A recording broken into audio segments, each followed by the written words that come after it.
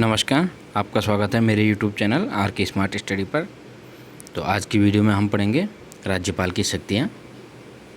भारतीय संविधान में राज्यपाल को कुछ शक्तियाँ प्राप्त हैं। जिस प्रकार केंद्र में राष्ट्रपति के पास शक्तियाँ हैं, ठीक उसी प्रकार राज्य में राज्यपाल के पास शक्तियाँ हैं, जिनमें पहले कार्यपालिका शक्ति, कार्यपालिका या प्रशासनिक या फिर कार्यकारी शक्ति, दूसरा विधायी शक्ति, तीसरा वित्तीय शक्ति और चौथा न्यायिक शक्ति। और इन चारों के अतिरिक्त राज्यपाल के पास एक अन्य शक्ति है जिसे कहते हैं स्वविवेकीय शक्ति, जो राज्यपाल के स्वयं के विवेक पर आधारित है। तो इस प्रकार इन 5 शक्तियों के बारे में हम पढ़ेंगे: कार्यपालिका शक्ति, विधायी शक्ति, वित्तीय शक्ति, न्यायिक शक्ति एवं स्वविवेकीय शक्ति।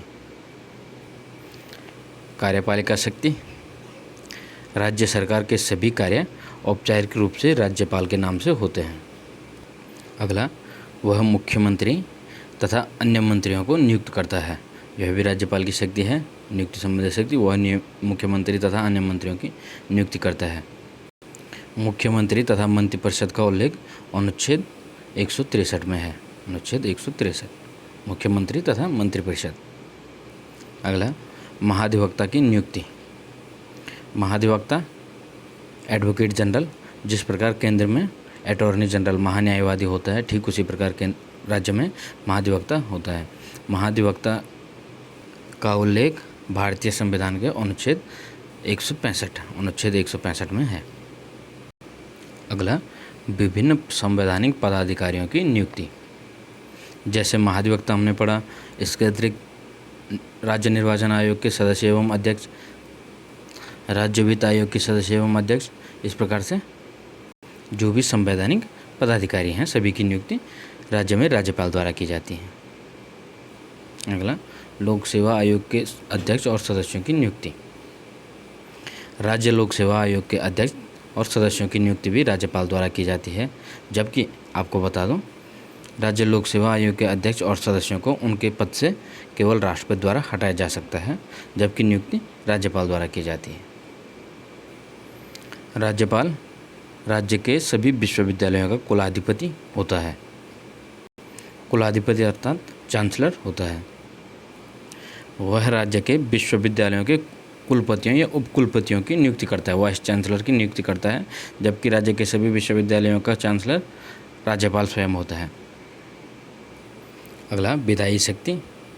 राज्यपाल की विधायी शक्तियाँ: पहला, वह सत्र को आहूत करना, अभिभाषण करना, सत्रावसान तथा राज्य विधानसभा को भंग करता है। अगला, अध्यादेश जारी करने की शक्ति। अनुच्छेद 213। अनुच्छेद 213 के अंतर्गत राज्यपाल को अध्यादेश जारी करने की शक्ति प्राप्त है। राज्यपाल इस शक्ति का प्रयोग तब करता है जब उस राज्य की विधानसभा तथा यदि उस राज्य में विधान परिषद भी है तो दोनों सदन सत्र में नहीं होते हैं और राज्यपाल को यह विश्वास हो जाता है कि ऐसी परिस्थितियां विद्यमान हैं जिनके कारण शीघ्र कार्यवाही आवश्यक है। राज्यपाल द्वारा जारी अध्यादेश का वही बल और प्रभाव होता है जो राज्य विधानमंडल द्वारा निर्मित विधि का होता है। अगला, विधानसभा में एक आंग्ल भारतीय समुदाय के व्यक्ति का मनोनयन करना। अनुच्छेद 333 के अनुसार यदि राज्य के राज्यपाल को लगता है कि उस राज्य की विधानसभा में आंग्ल भारतीय समुदाय का प्रतिनिधित्व आवश्यक है, तो उस राज्य की विधानसभा में आंग्ल भारतीय समुदाय का प्रतिनिधित्व के रूप में एक आंग्ल भारतीय समुदाय के व्यक्ति का मनोनयन राज्यपाल द्वारा किया जाता है। अगला, विधान परिषद में कुल सदस्यों का 1/6 सदस्यों का मनोनयन राज्यपाल द्वारा किया जाता है जो साहित्य, कला, विज्ञान, समाज सेवा तथा सहकारिता के क्षेत्र में विशेष ज्ञान या फिर अनुभव रखते हों। ऐसे राज्य जिनमें विधान परिषद है, ये उन्हीं राज्यों के लिए है। कुल सदस्यों विधान परिषद में कुल सदस्यों का 1/6 राज्यपाल द्वारा मनोनयन किया जाता है। अगला, राज्य विधायिका द्वारा पारित विधेयकों पर स्वीकृति प्रदान करना।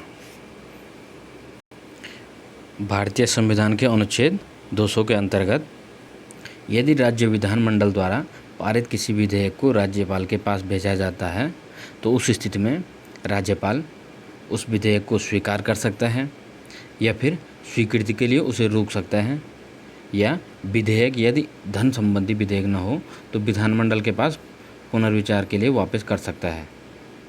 आपको ये पता है, धन संबंधी विधेयक राज्यपाल की पूर्व अनुमति से ही विधानमंडल में लाया जाता है, इसलिए वह उसको वापस नहीं कर सकता है। या फिर इन सब के अतिरिक्त वह विधेयक को राष्ट्रपति के लिए रख सकता है, राष्ट्रपति के लिए आरक्षित कर सकता है।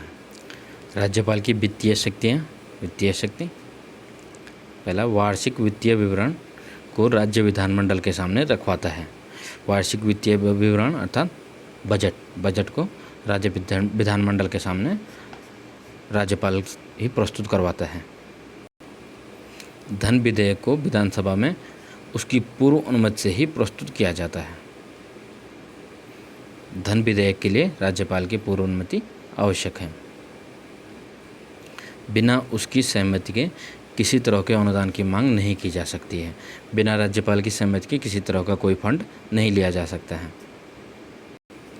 पंचायतों एवं नगरपालिका की वित्तीय स्थिति की हर 5 वर्ष बाद समीक्षा के लिए वह वित्त आयोग का गठन करता है। वित्त आयोग का गठन भी राज्यपाल की वित्तीय शक्तियों में शामिल हो गया। वित्त आयोग का गठन। राज्यपाल की न्यायिक शक्ति, अपराध के लिए दोषी ठहराए गए किसी व्यक्ति के दंड को क्षमा, उसका प्रविलंबन, विराम, परिहार करने की अथवा दंडादेश के निलंबन लघुकरण की शक्ति। क्षमा में दंड व बंदीकरण दोनों हटा दिया जाता है। प्रविलंबन में किसी दंड पर रोक लगाना, प्रविलंबन या विराम। परिहार में दंड के स्वरूप को बिना बदले उसकी अवधि कम करना, परिहार। दंड के स्वरूप को बिना बदले उसकी अवधि कम करना। लघुकरण, दंड के स्वरूप को बदलकर कम कर दिया जाता है। तो यह सभी शक्तियाँ राज्यपाल की क्षमादान शक्तियाँ हैं। अगला, वह उच्च न्यायालय के साथ विचार कर जिला न्यायाधीशों के नियुक्ति, स्थानांतरण और प्रोन्नति कर सकता है। हाई कोर्ट के साथ वह विचार विमर्श कर जिला न्यायाधीशों की नियुक्ति, स्थानांतरण और प्रोन्नति कर सकता है। अगला, राष्ट्रपति की स्वविवेकीय शक्ति, राष्ट्रपति शासन लगाने की अनुशंसा करना। जब किसी प्रदेश में लोकतांत्रिक तंत्र विफल हो जाता है तो ऐसी स्थिति में राष्ट्रपति शासन लगाने की अनुशंसा राज्यपाल द्वारा की जाती है। यदि किसी दल को पर्याप्त बहुमत न हो, ऐसी स्थिति में मुख्यमंत्री की नियुक्ति करना।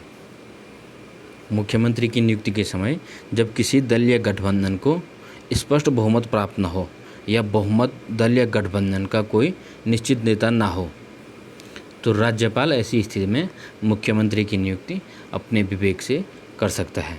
इसलिए यह राज्यपाल की स्वविवेकीय शक्ति है।